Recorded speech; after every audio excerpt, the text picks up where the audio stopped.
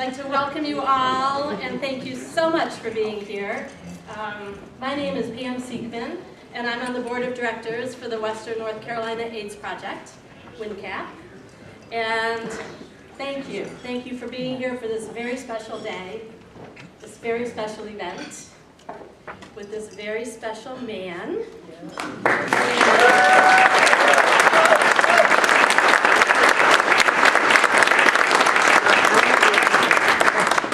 I do want to mention, and I hope it goes without saying, but please silence your cell phones if you haven't done so already. So most of you know David, and if you know David, you love David. I know that. And you know that he is a renowned composer, director, musical performer, creative musical genius, no matter how you look at it.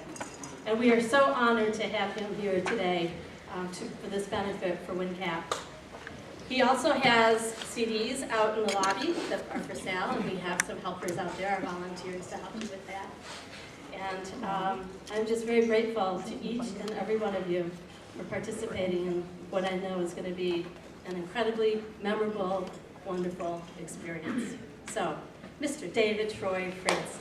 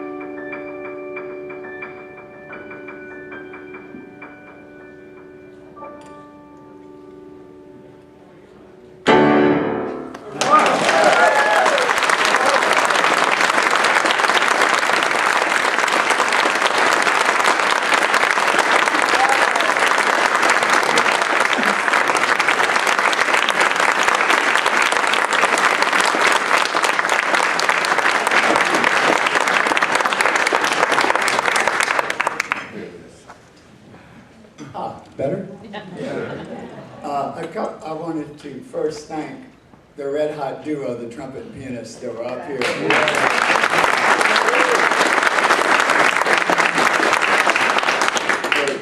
They were saying they were the aperitif, and I said, well, you're also going to be the dessert, and I said, better yet, you're going to be the joint after we all ate. I mean, they got the hat and they got the look, right? You know those musicians. Oh, I guess we do know that. I am absolutely honored to have been able to contribute in some small way to helping WNCAP raise money. I don't know if you read the article, but I suffered a great deal in Los Angeles. Almost 150 of people that I knew all died from AIDS. And my first two partners, my business, the lyricist with whom I wrote songs, his partner. And at that time, you know, when you were gay, when you moved somewhere, you created a new family, even though my family was fairly supportive. But you create a new family. And if you think about your 5 closest friends, and then you think about your mate, and then you think about the 20 people you go out to dinner with or to a movie, and then you think about the 20 people that you work with in your field. In my case, almost every one of those individuals died of AIDS. And I was so grateful to the Episcopal Church that brought a refrigerator to hold the medications because we couldn't fit it all in our own refrigerator. And they brought lunch for my partner at the time every day because he was bedridden for a long time. And now in Los Angeles, if you want to get a manicure, they have an organization. If you have AIDS, or if you want your dogs to be walked, or if you want a hairdo, if you want your hair to be purple.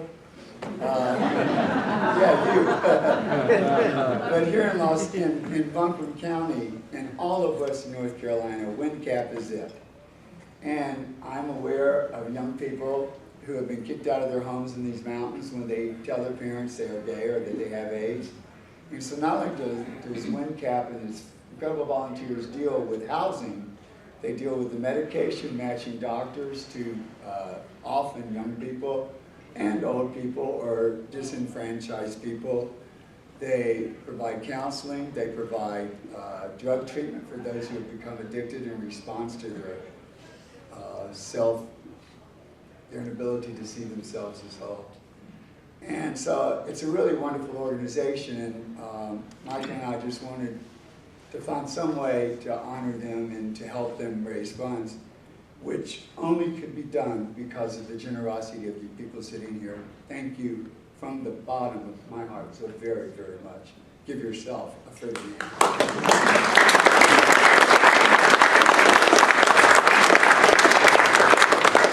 I also want to do one other thing. My husband and partner of 21 years, oh, here he is. Stand up now, please.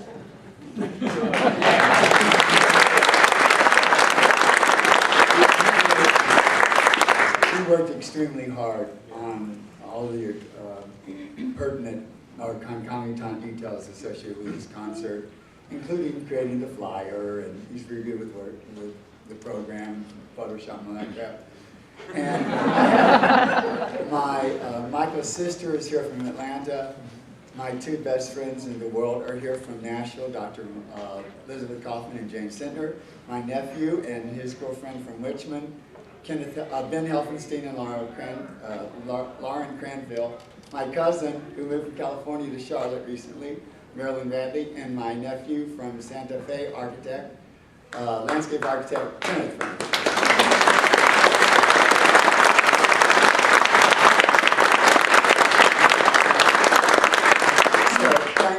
To WNCAP, Pam Siegman, and all the volunteers, to the Citizen Times, the Mountain Express, finally to Emporium Piano and Shane Owenby for providing this piano.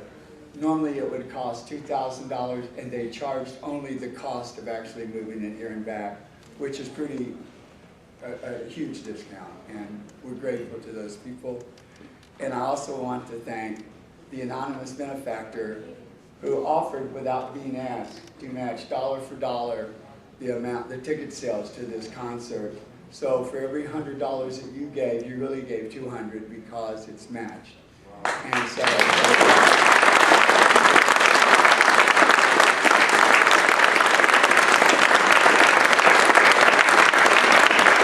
I wanted to comment on the political scene. 2 Corinthians went into a bar.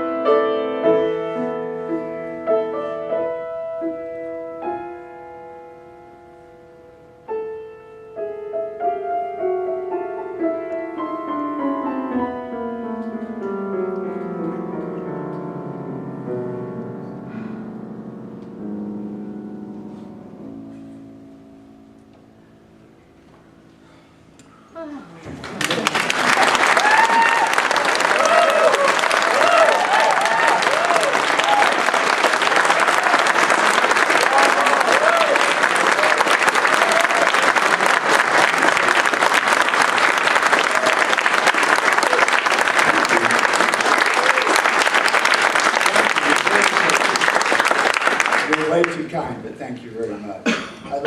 I decided that this recital I was going to play music that I loved. And as many of you know, usually I play classical. And it's, so this is very light on classical, but a little bit heavier on some different genres that I love. One of the songs that I loved growing up, probably the first time I ever heard on the radio that I wanted to learn the piano part to was MacArthur Park. You remember, what's his name, Harris, screaming like the Michael Bolton of his day. But at least he had the range without killing himself. And I just couldn't believe that they played that on pop radio. You know, because you're used to hearing da da da da da boo ba ba, and all of a sudden you have words. Somebody left a cake out in the rain, right? It made no sense whatsoever. When I moved to Los Angeles, I visited MacArthur Park, and it was full of drug addicts and homeless people. And I learned the story that Jim Webb, who wrote MacArthur Park, and By the Time I Get to Phoenix, and Wichita Lineman, and Didn't We, and all these other great songs, was living in MacArthur Park, homeless, with his keyboard, when a music executive was out there walking down the street and heard him play. And she was enamored of him, I think, his youth and attractiveness, as well as his musical ability. And that's how he became discovered and went on to have the career he did. And that is a true story. So I used to hang out in MacArthur Park and wait for somebody to come around and anyway, I hope you enjoy this. This is my take on MacArthur.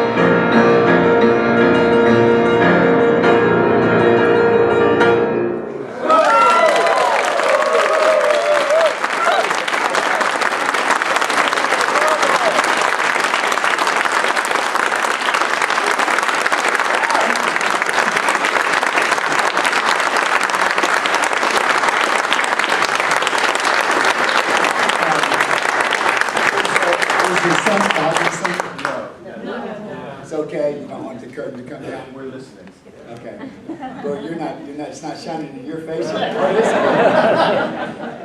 Okay. Oh, he did it already. I was supposed to give him enough time to change that, but he's already done it. And did you fix the numbers on this? There was something I was going to say, but I've forgotten what it was. Oh, I know what it was. I promise I'm not going to talk a lot tonight, unless you already think I've talked too much. So. Okay.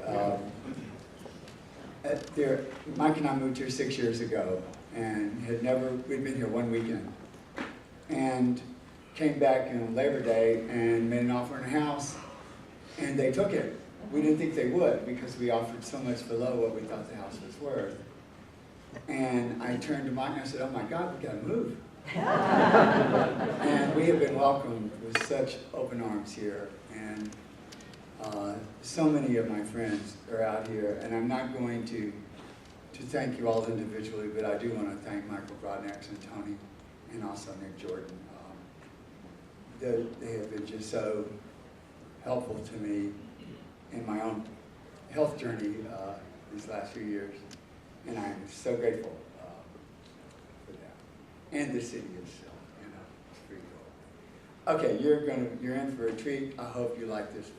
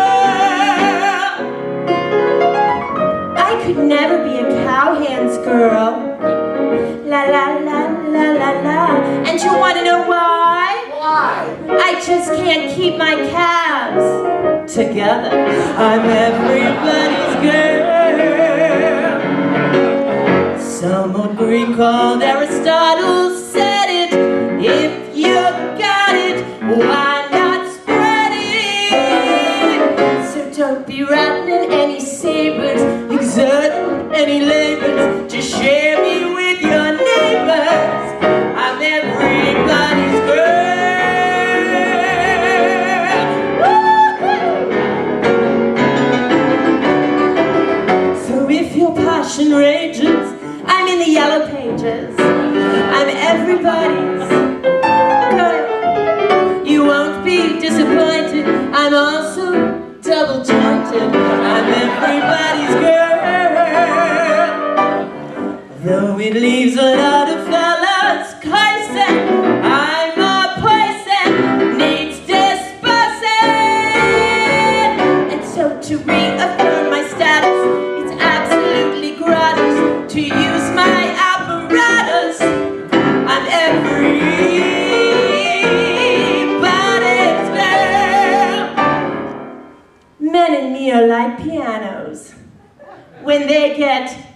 upright.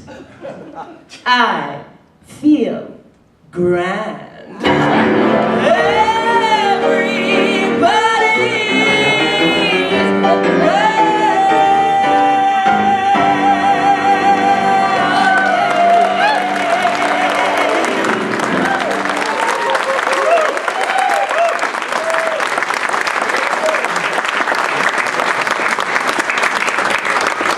This is not apple juice. It's rather spicy. I'm Carol Dermott, and I am so honored to be here today to help raise money for WNCAP. This next song is from 1941, and it's a favorite of David's. Listen to you, Michael, before we start. Give us 1 second. Give us 1 second. One. Is that Oh, you do? That's so sweet.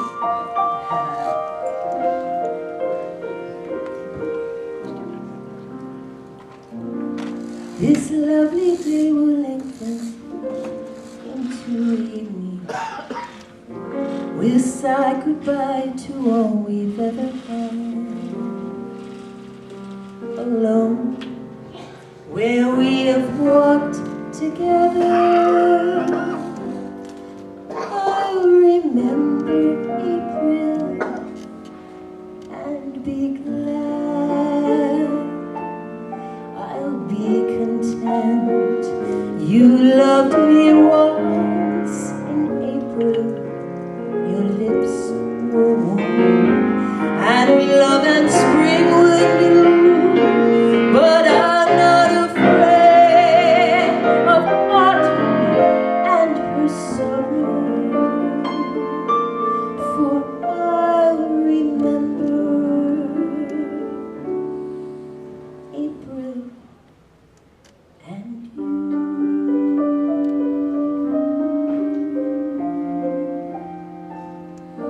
The fire will dwindle into glowing ashes, for flames and love live such a little while. I won't forget, but I won't be lonely. I'll remember April and smile.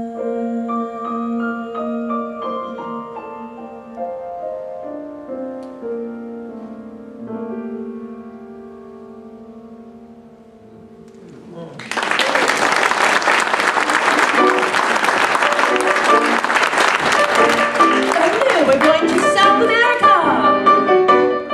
And I don't know how to do it, but let's just pretend. We're going to do a samba. This is just a one-note samba, built upon a single note. Other notes are bound to follow, but the root is still the note. Now this new one is the consequence of the one we've just been through, as I'm bound to be the unavoidable consequence of you. There's so many people who can talk and talk and talk and just say nothing, or nearly nothing. I have used up all the skills I know, and at the end I've come to nothing, or nearly nothing. So I come back to that one note, as I must come back to you. I will pour into that one note all the love I feel for you. Anyone who wants the whole show, really thoughts so la-ti-do, he will find himself a no-show. Better play the note you know.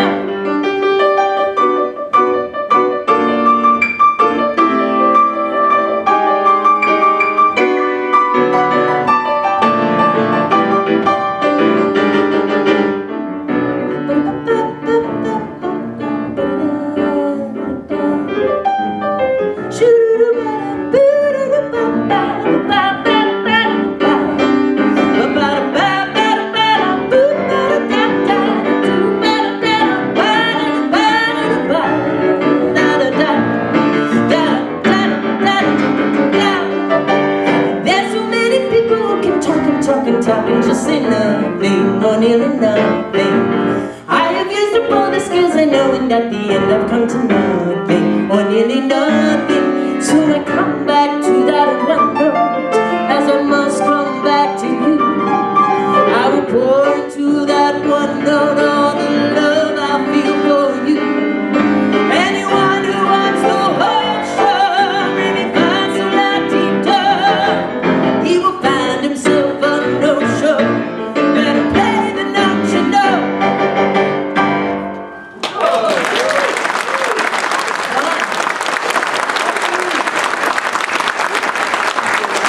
All right.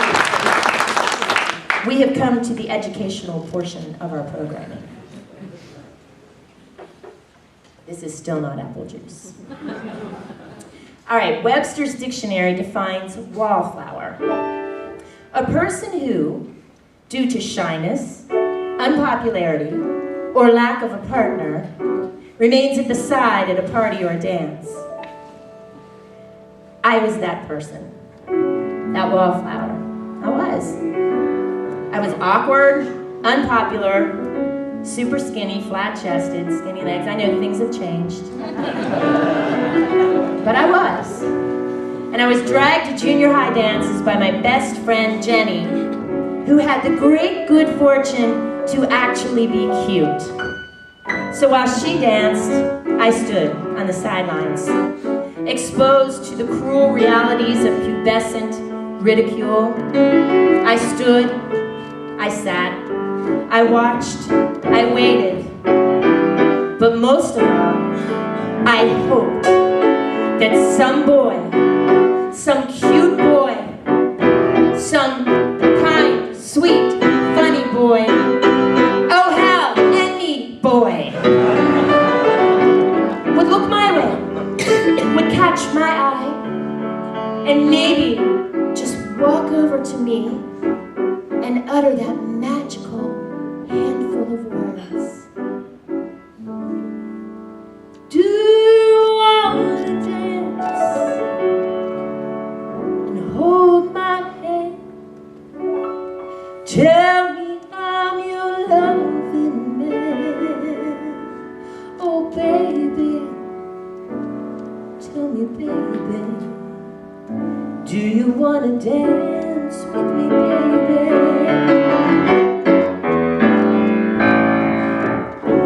We could dance under the moonlight, hug and kiss all through the night. Oh baby, baby, baby, tell me baby, do you want to dance with me baby?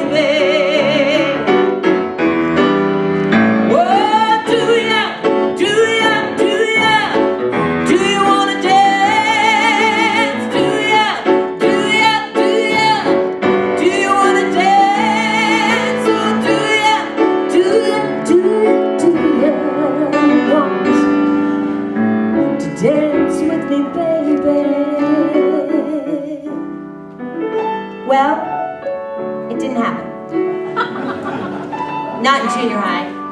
9th grade? Nope. 10th grade? Nada. 11th grade? Afraid not. Then it was my senior year, and it was spring, right before graduation,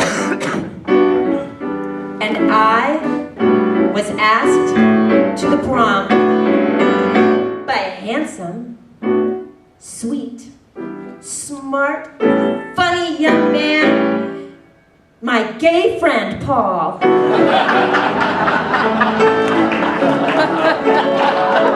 We all have one.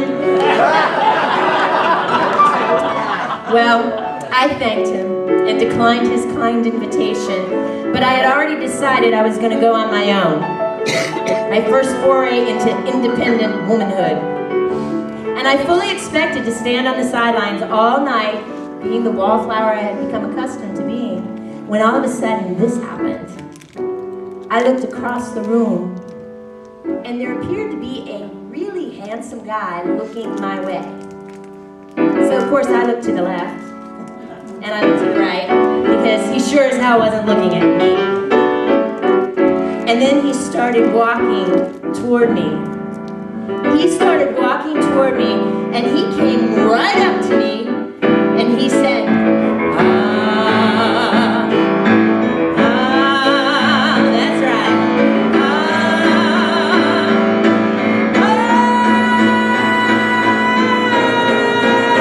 ah, we could dance under the moonlight, hug and kiss all through the night.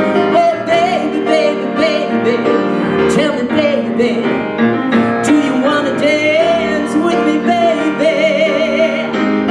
Sing it. What do you want to dance? Do you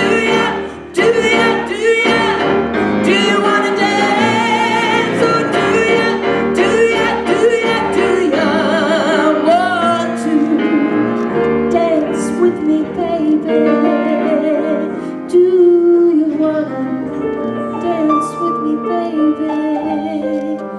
Do you want to dance with me, baby? Every girl should have that moment.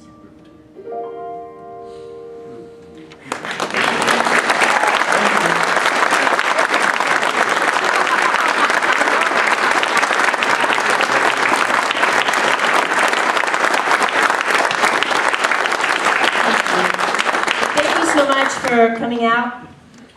I'm going to do one more song, and then David's going to do a couple more that I get to sit and relax and listen to. And they're my favorites.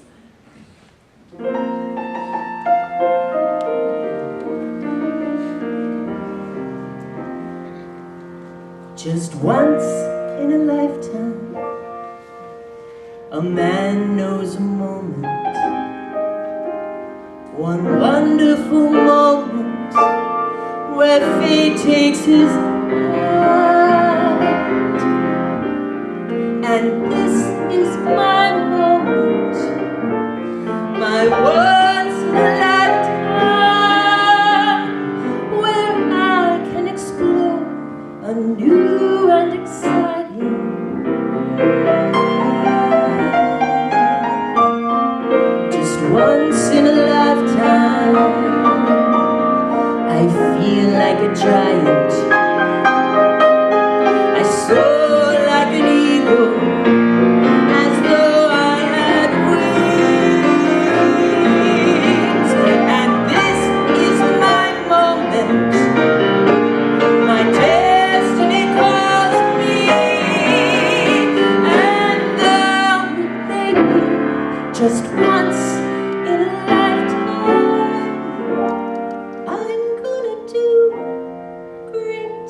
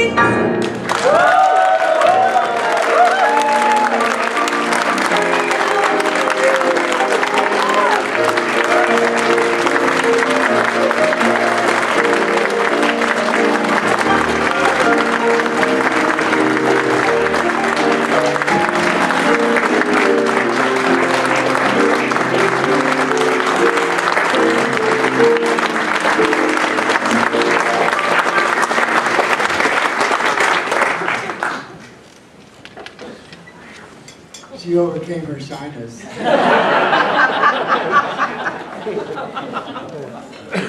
Slightly. I love Carol. She was in Bart, my musical. She played Goldie, who was owned by Jewish owners, so she thinks she's Jewish. She's very funny. She's always kvetching and complaining. And then she was in Naughty But Nice, Francis Cullinan and my original theatrical work about music of Noel Coward and Cole Porter. And she sang, that was that song about the doctor where she has to name like every body part. It's very risque, suggestive, kind of terrifically funny song. And then she was just recently in Young Frankenstein over here. She played Frau Blücher.